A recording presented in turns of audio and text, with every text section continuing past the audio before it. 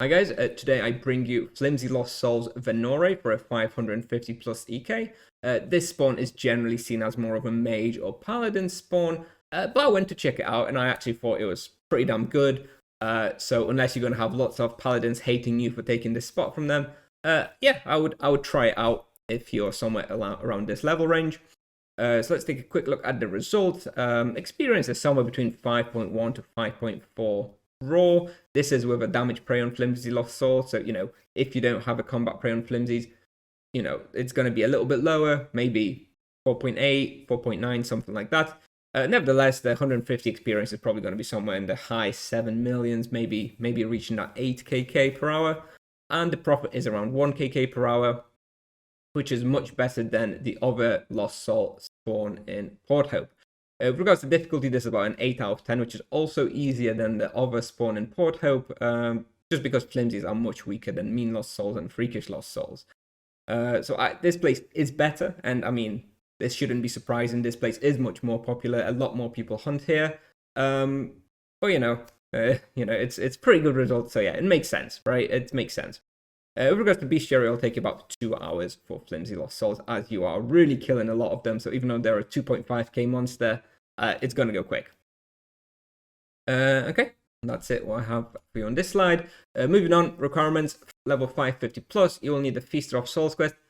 I think you actually only just need to start it. I think the NPC which starts this quest is right outside this spawn, and I think you can just enter it straight away. So I don't even really know if there is any access per se, other than just speaking to the NPC. And you'll need your best ice or fire weapon. And this place can effectively be hunted by everybody and every combination. Knights are probably the least likely ones to hunt here, but I would just say that in a duo or a full team hunt situation, you are probably going to be hitting other floors. In my guide, this is only EK solo on the first floor. Probably not going to be enough respawn for a duo or full team hunt, so you would be going to -2, maybe even -3. For recommended imbuements, everything standard. Death imbuement, potentially recommended. It's not going to be a make it or break it kind of imbuement here, but it will help. And combat prey on Flimsy Lost Soul, also super helpful. Going to increase your EXP and make it much easier. So if you can get that going, that's great. It's not absolutely necessary though. And yeah, prioritize physical, following by life and death protections. With regards to the supplies, I use about 200 Supreme Health Potions per hour. If you compare this to the Port Hope spot and the video I made for that, I use about 400 over there. So as you can see, it's about, it's much easier. I use half the amount of health potions here. So yeah, definitely an easier spot. About 2.4k strong mana potions. And I recommend Divine Wrath on Flimsy Lost Soul. Low Blow is probably also okay, but Divine Wrath is probably just a little bit better.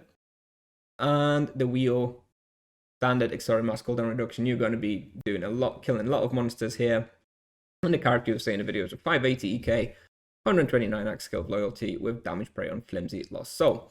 And quick shout out before we get to the route. So Jedor, Kruczy, Pashigu, Paput, Laskis, Javi, Exile, and Defect Musgu are my YouTube members. Thank you very much, guys, for supporting the channel. I appreciate you all so much. Now let's take a quick look at the route. Let me just pick a different color that's going to be easier to see. So maybe let's go with blue. So here is the entrance. You'll probably do a big pull somewhere around here. You'll then kite north, big pull here. East, probably kill your stuff somewhere around here. Further east, sort of pull out the monsters, probably kill around here.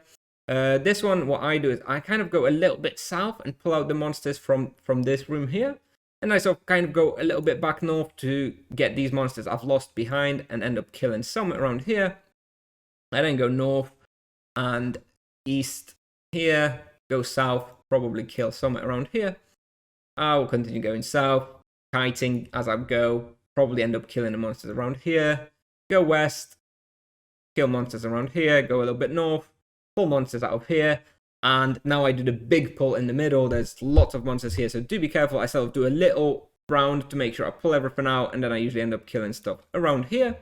When I'm done with that, I just go through this corridor. I'll try to usually just go into the corner here, just pull out some of these monsters, and again, end up killing them somewhere around the entrance. And that's it. As you can see, we cover most of the spawn by doing this route. And yeah, I think it's a pretty good space, pretty good spot, as long as you're not going to have loads of paladins hating you for taking the best spot from them. One final thing I will mention if you're continuing watching, I personally used an ice weapon here, and as you know, this is not great for Grim Reapers, but I thought it was fine to just ignore the Grim Reapers. There's not that many of them here, so I basically just kind of ignored them and skipped them.